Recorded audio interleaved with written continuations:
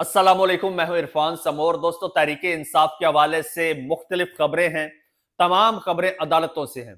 कुछ अच्छी खबरें हैं, कुछ बुरी खबरें हैं, कुछ हैरान कुन हैं और कुछ तशवीशनाक खबरें भी हैं। जमानतों की भी हैं, रिहाई की भी हैं और बर्रियत की भी हैं। तमाम तर खबरें अदालतों से हैं।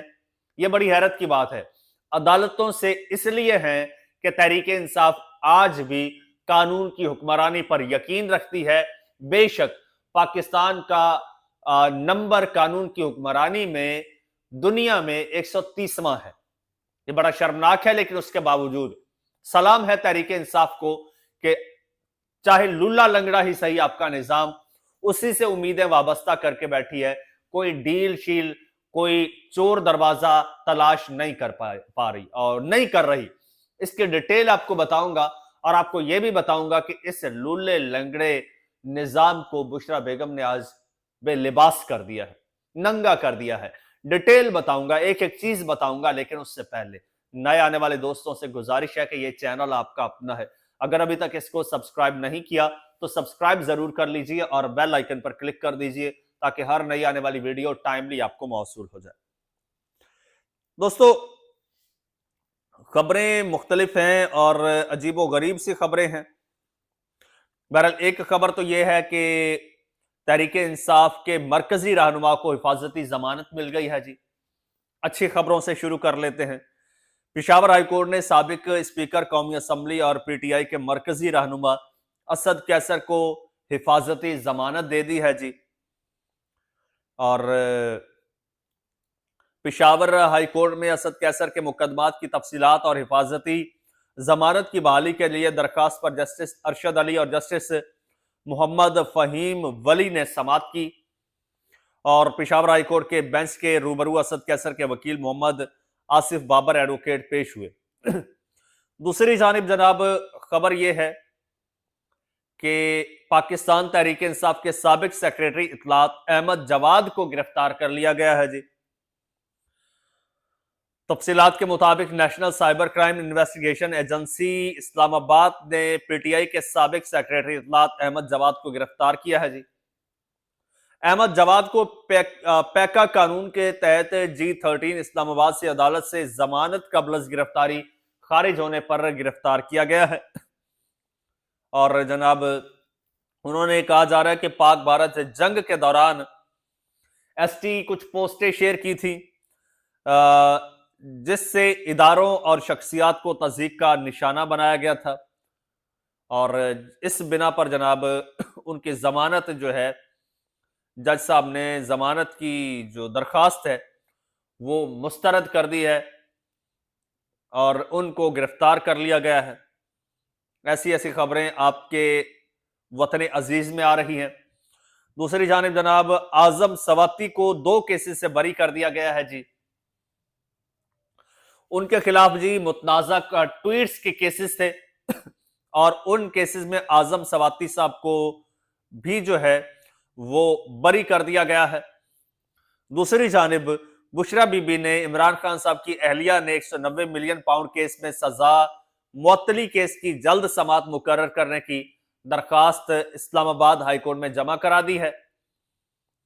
और दरखास्त में दोस्तों कहा गया है कि जुडिशल पॉलिसी के मुताबिक जमानत और सजा मुअत्तली की दरखास्तों को तरजीही बुनियाद पर सुना जाना जाता है। दरखास्त गुजार के केस को बिला जवाज पसे पुश्त डाला जा रहा है। दरखास्त में मौकिफ अपनाया गया कि बानी पीटीआई की अहलिया बुशरा बीबी का केस मुकर्रर ना करना वुमेन प्रोटेक्शन एक्ट और सुप्रीम कोर्ट के फैसलों के मनाफी है। बुशरा बीबी की सजा मुअत्तली की दरखास्त जल्द समाअत के लिए मुकर्रर करने की इस्तदा की गई है, जबकि दरखास्त में नैब को फरीक बनाया गया है। जब ऐसी दरखास्तें आती हैं दोस्तों और ऐसी खबरें निकल कर आती है और ये इंटरनेशनल जो इदारे होते हैं ये यही खबरें उठाते हैं, यहां से अंदाजा लगाते हैं, यही चीजें उठा के और फिर रिपोर्ट्स मुरतब करते हैं और पूरी दुनिया में रिपोर्ट्स जाती हैं। नईम हैदर पंजोथा साहब हैं जी, इमरान खान साहब के जो है वो उनके वकील भी हैं, पार्टी रहनुमा भी हैं नईम हैदर पंजोथा साहब फरमाते हैं कि इमरान खान के केसेस इल्तवा का शिकार हैं ना तोशाखाना 2 हाई कोर्ट में लगाया जा रहा है, ना ही अलकादिर ट्रस्ट केस में जमानत वाली दरखास्तों को लगाया जा रहा है। वो कहते हैं बार बार दरखास्तें देने के बावजूद समाअत नहीं हो रही कि इमरान खान की जमानत ना हो जाए। जनवरी से अलकादिर में सजा हुई, दिसंबर आने को है, चेक करें कितना जल्दी इंसाफ मिल रहा है। यानी जनवरी में जो है वो इमरान खान को सजा हुई, दिसंबर आ रहा है, यानी 1 साल हो रहा है लगभग, अभी तक उनका केस ही नहीं चला जी। ये आपका इंसाफ है जी। जजेस की तादाद बढ़ाने के पीछे वजह बताई जाती थी, केसेस बहुत इल्तवा में है, निपटाना है। लेकिन आप देख सकते हैं जो नए जजेस लाए गए उनके सामने इमरान खान के केसेस को रखा गया ताकि वो जमानत ना दें, और दूसरी तरफ शरीफ या जरदारी खानदान को क्लीन चिट दे दी गई इन जजेस के जरिए। ढटाई चेक करें, शरीफ और जरदारी फैमिली को पता है कि ये हो रहा और आवाम देख रही है, लेकिन जरा बेइज्जती महसूस नहीं कर रहे वो। अल्लाह ताला इंसान की इज्जत नफ्स कभी ना मारे, आमीन। ये जनाब ये बात कर रहे हैं नईम हैदर पंजोथा साहब, और वो कह रहे हैं जी जनवरी में केस लगा और सजा हुई और दिसंबर आने को है। बुशरा बेगम को भी साथ ही सजा हुई थी। अभी तक दोनों मियां बीवी के जो केसेस हैं, जो दरखास्तें हैं, उन पर समाअत ही नहीं हो रही क्योंकि इमरान खान साहब के वकील हैं सलमान सफदर साहब, वो कह चुके हैं कि भाई 3 मिनट से ज्यादा ये केस चलना ही नहीं है, अदालत में लगे तो सही, नहीं लगा रहे। तोशाखाना 2 में ये गुज़श्ता दिनों आधी आधी रात तक ये समातें करते थे और समात पे समात होती थी।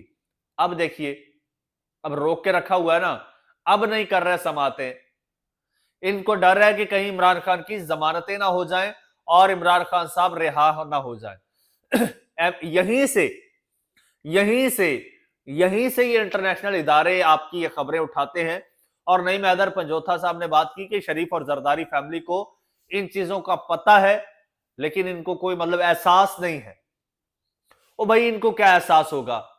एहसास से इनका क्या ताल्लुक इन चीजों से? इज्जत बेइज्जती, एहसास या फिर जग हसाई या फिर बेइज्जती, इन चीजों से इनका कोई ताल्लुक नहीं है। ये इक्तदार में बैठे हैं, यही इनके लिए काफी है और यही इनको बचना है।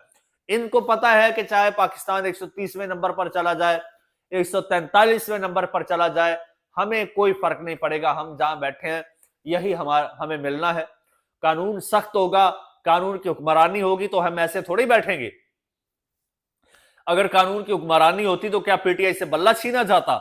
कानून की हुक्मरानी होती तो क्या ये फॉर्म 47 पे आज तक बैठे होते? कानून की हुक्मरानी होती तो ये इस तरह से हॉर्स ट्रेडिंग करते और ये तरमीमें कर लेते। कानून की हुक्मरानी होती तो ये बोगस केसेस में इमरान खान जेल में बैठा होता। कानून की हुक्मरानी होती तो आज पीटीआई इक्तदार में होती। ये मैं आपको बता रहा हूं दावे से। नहीं है कानून की हुक्मरानी, मैं नहीं कह रहा, ये इंटरनेशनल ऑर्गेनाइजेशंस कह रही हैं, लॉ एंड जस्टिस के हवाले से जो है वो कह रही हैं कि आपके मुल्क में कानून की हुक्मरानी नहीं है। तो कोई भी जो इन्वेस्टर आपके मुल्क में आता है, इन्वेस्ट करने से पहले वो आपके मुल्क के कानून को देखता है, वो आपके मुल्क की सिक्योरिटी को देखता है। 2 चीजें देख के आपके मुल्क में इन्वेस्ट करता है। मार्केट को बाद में देखता है कि मार्केट है या नहीं है। पहले देखता है कि भाई मेरा पैसा सेफ है, सिक्योरिटी है। दूसरा वो देखता है कि कोई अनबन हो गई कल को तो मुझे इंसाफ मिलेगा नहीं मिलेगा। आज क्यों हर कोई यूरोपीय ममालिक में भाग के जाना चाहता है? हर कोई क्यों यूरोपीय ममालिक के गुण गाता है? क्योंकि वहां आइन कानून की हुक्मरानी है। उनको पता है कि वहां पे हम मेहनत करेंगे, हमें मेहनत का सिला मिलेगा। हमारे साथ कोई ऊंच नीच होगी, हम अदालतों में जाएंगे, इंसाफ मिलेगा। आज देखिए एक मुसलमान मेयर बन गया है अमेरिका में। क्या आप ऐसा कर सकते हैं? आपके मुल्क में ऐसा हो सकता है? नहीं हो सकता, कभी नहीं हो सकता। तो इस पे ये जरदारी और शरीफ फैमिलीज को नहीं सोचना चाहिए। जो मुस्तकिल स्टेक होल्डर्स हैं, जो थिंक टैंक हैं पाकिस्तान के, उनको सोचना चाहिए कि जब मुल्क में इस तरह से खिलवाड़ किया जाएगा, 3 महीने की केयरटेकर हुकूमतें साल साल गुजार देगी, इक्तदार से चिमटी रहेंगी गैर कानूनी तौर पर, चीफ इलेक्शन कमिश्नर रिटायरमेंट के बावजूद अपनी सीट पर बैठा रहेगा, तो आपके मुल्क की जग हसाई होगी, ना कि आपके मुल्क के झंडे गाड़े जाएंगे। चैनल आपका अपना, अगर अभी तक सब्सक्राइब नहीं किया तो सब्सक्राइब कर लीजिए, बेल आइकन पर क्लिक कर दीजिए और मुझे इजाजत दीजिए। अल्लाह हाफिज।